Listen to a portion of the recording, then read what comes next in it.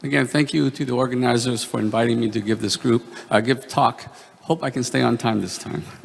All right, so we're asked to talk about homeostasis for the procedure. Now, I know that some programs have already started this, but others are just starting out. And so therefore, I'm going to start with some ideas for those who are just beginning to consider doing this procedure in their institution. So what I did was really, I knew that these are technically not difficult procedures, but they are very detail-oriented, and it's really a team that needs to be involved, including the neonatologist. So when we first started, with our very first patient, we had a pre-Cath huddle the day before, where we specifically talked about that baby, what are the needs, what are the special requirements for that specific baby. And we had our interventionist, the anesthesiologist, the neonatologist, a bedside nurse, one Cath lab staff, a respiratory therapist, come together before and just talked about that patient. So I call that the pre-Cath huddle. And we discussed the needs of that specific patient. After we finished, when we brought the patient back to the room, we actually did another post-Cath huddle where we talked about during the procedure, what were some of the things that could have been improved? Now, this is at the beginning. Obviously, we were paying attention to temperature and other things that could impact the baby that we might not have known. And everybody had a chance to talk about, maybe we could have done this better, maybe we could have added that. And so therefore, each time we did this, I had a checklist adding on some things that we checked. And over the next 57 cases, we found things that we could have added to the list to help us. Now, we did not any more after case number 57, but it took 50 cases to actually figure out what's the best thing to do for the transportation and what we can do to improve homeostasis for that baby. And we developed this ongoing QI list that we use. Every time we started, we would have that list and just check off all the things that we needed. And I'm happy to share that list with you if you're interested in starting a program. Now, I think that, as I said, the technical part of this is fairly easy. But we all know that we have to get the neonatal community to be on board. Jayon talked about all the indications, but the reality is that we don't decide that. It's the neonatologists that decide it. They're the gatekeepers. And if they say no, you can't just take that patient out of their unit, right? So really, it's developing a buy-in from them, but obviously you have to have good results before they would accept it. We can cause harm to the fragile patients because they have so little reserve. We can have technical success and still have complications that will impact the baby. So little details can help or hurt. I talk about these as fine strokes. So one bad outcome, and you're going to lose your referral system. They're going to remember that forever, and they'll talk about it among themselves. And then next thing you know, they say, "Now we don't want to do this." So just be careful that you cannot have a bad result early on. So we talk about the comorbidities of neonate and the premature infant. We talk about the homeostasis issues from our side, as also from the neonatologist side. What are they really worried about during transportation or when the baby's sitting on the table? We prepare the transportation and we prepare the lab to make the movement as quickly, as simply as possible with least trauma. Now I'm going to talk a little bit about what happens when you bring a baby in with an oscillator or a jet ventilator on, because they are definitely a little more difficult, more challenging. These are the sicker of the kids, right? And again, we had started this as an ongoing QI project, and we finally finished that about a year ago because we realized everything we've done so far, we were able to accomplish and did not find any more things that we have to add. But I'm sure sooner or later we'll find something we have to add on. So this is a 1,000 grammer, and one person here is familiar with that hand. That's Sujin. That's her hand when she was visiting us for like 3 months, and she was there for this particular patient. There's some 800-gram twins. This is a 625-gram twin, and that's the same patient. And then this is the 570-gram on an oscillator. Again, these are pretty fragile babies with little reserve, and they're really, really sick. 3 devices available. You have the MVP initially. Piccolo has come along, and that's one that has been approved by the FDA. And then the KA device, stands for Kurt Amplatz, has been developed. Looks very similar to the Piccolo, except the 2 ends are not bigger. It's the same size throughout. However, there are some advantages and disadvantages. And just to quickly look at the typical floral, you see that the MVP can barely be seen except for the proximal and distal pin. The Piccolo and the KA, you can see a little bit better. You go to mid-floral, they see a little better. And if you go to high floral, you'll see the shadow of the MVP. But the other 2, male and nightingale, can be seen relatively easier. We'll keep going. There are big cost difference in the U.S. The Piccolo is about $9,000. Again, because of the R&D cost. And the Piccolo, the KA device, which is approved for vascular plug, costs about $1,000. So just to go through some of this. So, okay, what are some of the things we pay attention to? Warmth, right? That's definitely one of the things that everybody worries about. One of the things we learned that when you put an isolate, park it, and do the procedure, make sure the battery is full. Because we had one time where somebody forgot to plug the isolate in, and next thing you know, the battery's dead. So when we brought the baby back, we didn't have that electricity, the battery power. So that's something simple. We put that in our checklist. Check battery. Plug it in when you're in the lab. So make sure the isolate has a warming feature. It turns out that in our center, all the isolates had a warming feature except for one. And there was one patient that happened to be brought down. And of course, that baby had no way to have that feature to warm it up during this transportation. And the kid lost 2 degrees centigrade by the time he get back to the NICU. Luckily, everything went fine. But these are little things that we sometimes forget, or we don't know that we don't know it. So we have to be prepared. Make sure the isolate the temperature mode is set up to the air temp and not to the skin temp. That's what you're really setting the temperature for, to the air temp, not to the body temp. Always have some chemical warmers. Now, people use this as heel stick warmers, right? You warm up the heel. And so this is actually a nice little thing to have just on an emergency. You might have an isolate without a battery. So carry some of those so that you can have some instant warmth. You break the plastic and it warms up for a short time. Heating lamps we typically use in the Cath lab just to add a little more heat to the body during exposure and during sterilization.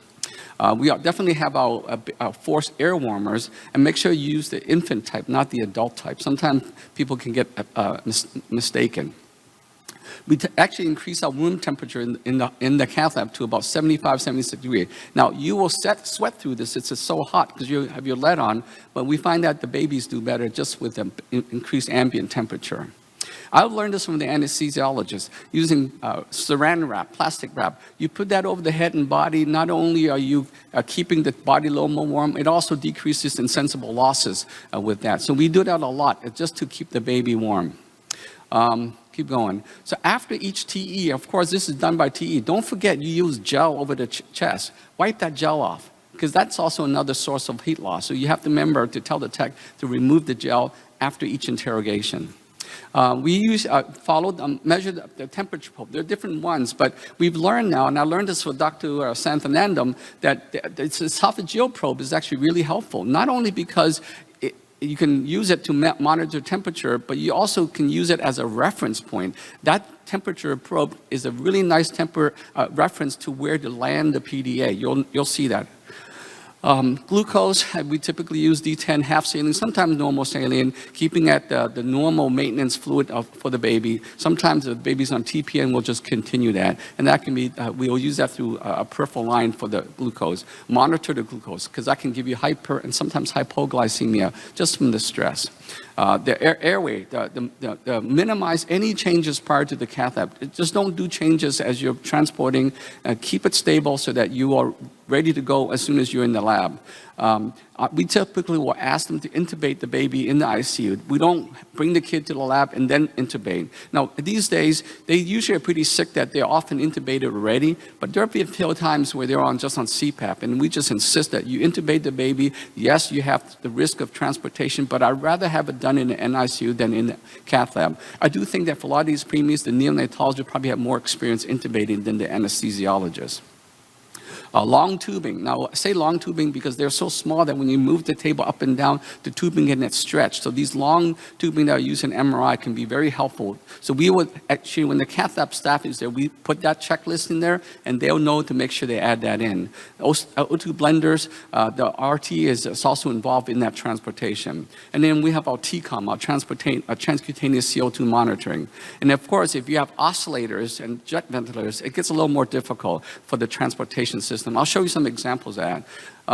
In the cath lab, we use heparinized saline. We don't give a heparin flush, a bolus, because we are worried about head bleeds sometimes. So we don't typically need a bolus of heparin. We just heparinize the flush. Sometimes we'll have warming units for the IV. So when the IV runs through this unit, it warms it up.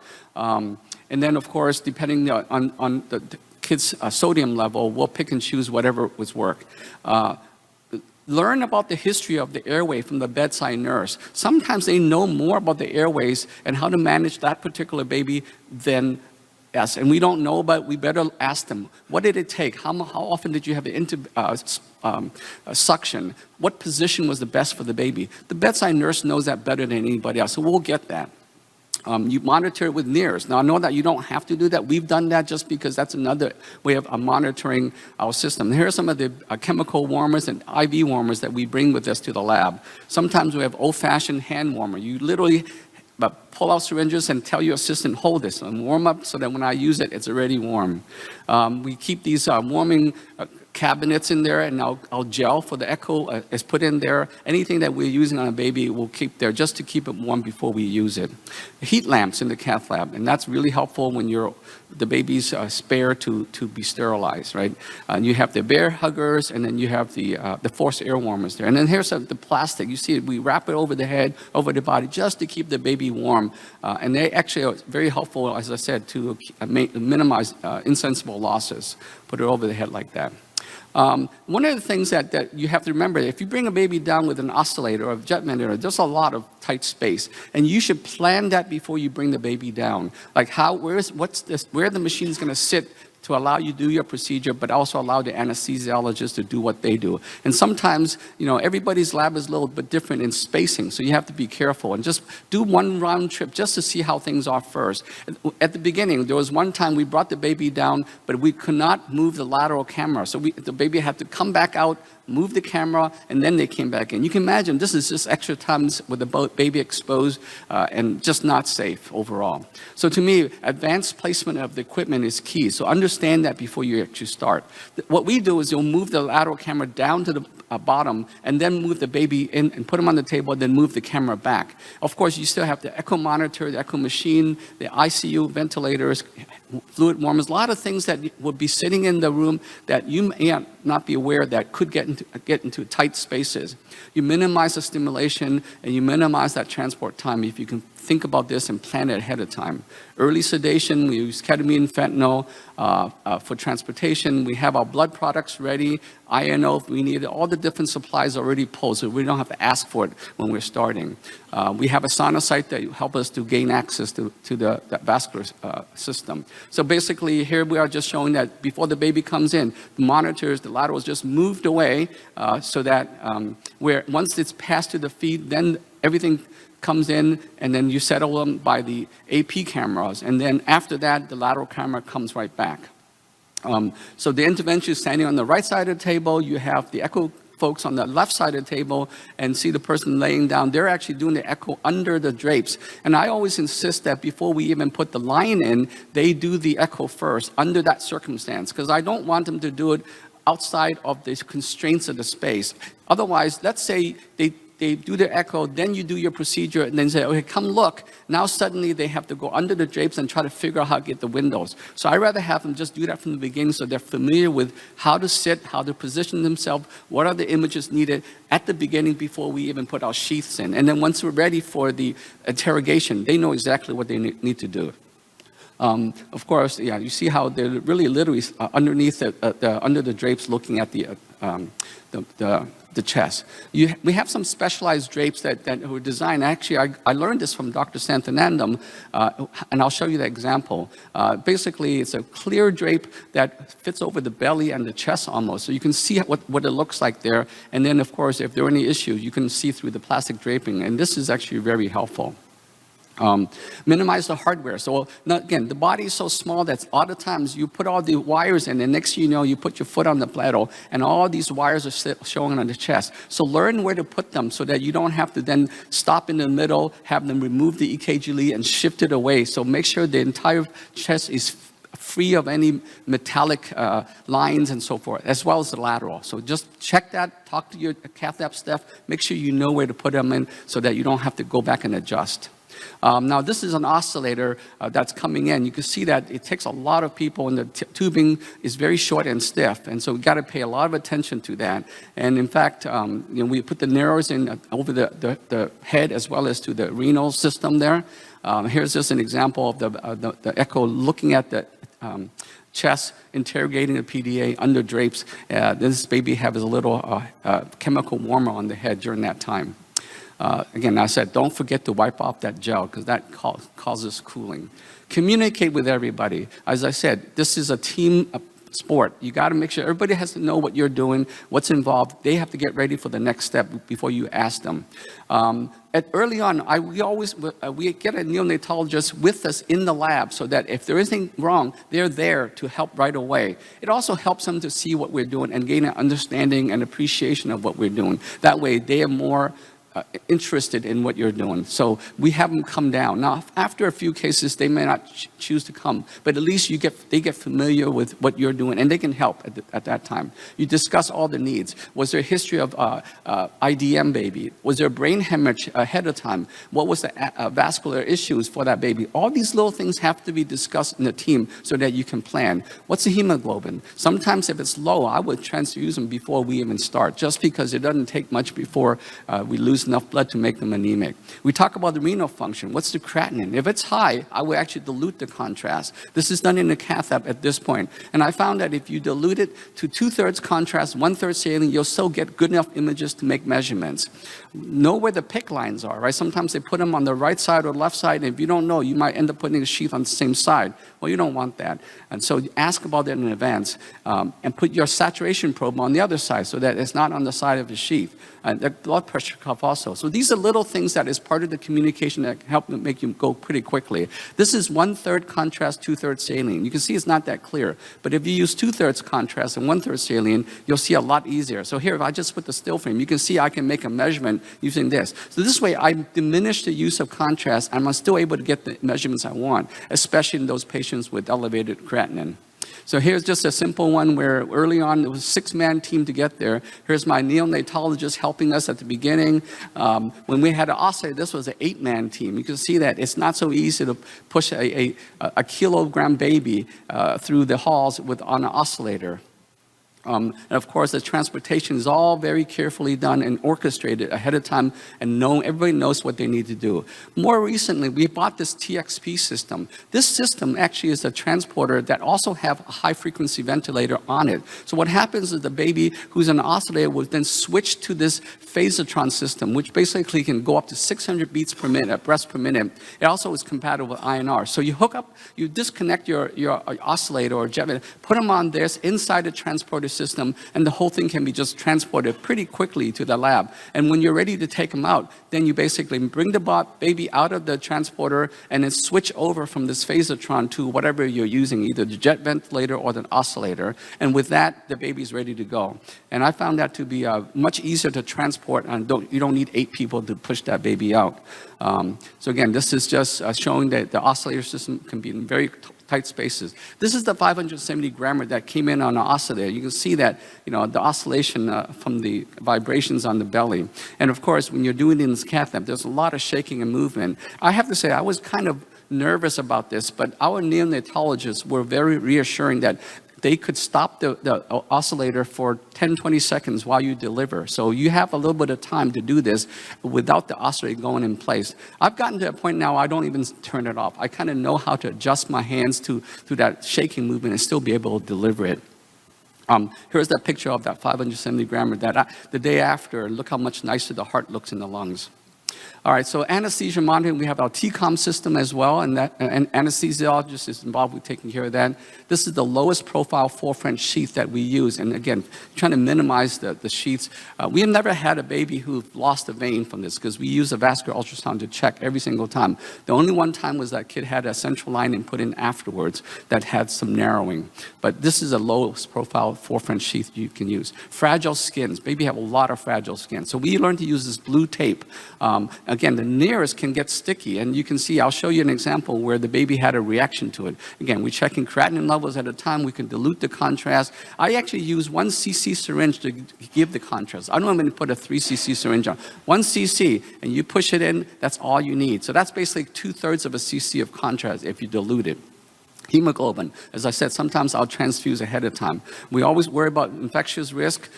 We worry about hemostasis right afterwards. You worry about the legs losing that vein, and then pay attention to the PICC lines and where it entered. We talked about that already. So I'm going to keep going. Here's one example where after the case, we saw this right upper lobe atelectasis. When we finally talked to the bedside nurse, she said, oh yeah, every half an hour the kid had to be suctioned. Well, had we known that in advance, we would have done that in the Cath lab. This was a lack of communication involving the bedside nurse. So we've learned that now. You talk to the bedside nurse before so that you can understand what the needs of that baby is, so that you can replicate that in the Cath lab. So again, that could have been avoided had we known that, right? Had we communicated properly. This is a little bit of a reaction to the skin from the nears, and we've learned this, it got improved, but we learned that these blue tapes are really helpful. It's not as sticky, but it's good enough to hold down the nears. Cavalon. Frank, please okay. Come to I'm going to, sorry about that. I'm going to keep going. Forget it. I'm just going to keep going. You can now, of course, Dr. Santanantam is going to start talking about cathing without angiography, and we started doing that as well. But there's definitely a learning curve there to do this without angiography, but he's going to go through that, so I'm not going to really talk about that. The final thing is that, of course, he's going to probably talk about cathing by the bedside, and you're going to need to learn how to do this properly and safely and confident before you move to the bedside. But certainly that is the pathway to go. I think Shyam probably has more experience than anybody in the world doing this, and he makes it look so easy. But certainly it can be done. I also do extra leg massage at the end just to improve the microcirculation. This is what it looked like before. This is what it looked like right after the massage. So they get a free leg massage, for me anyways. All right, I'm going to keep going. So this is the new system, Turner Mini C-Arm, that weighs 16 pounds. You can carry this to the NICU, and you can see that we can do this in the bedside as well. We're able to set this up that we can do both AP and lateral projections. And that gives you some biplane capability, if you will. All right, I'm going to stop here. Neonates and premature infants have fragile hemodynamic status, immature homeostasis mechanism. The transportation procedures performed outside the ICU can be problematic and render instability to hemodynamics and homeostasis. Transportation in homeostasis is essential.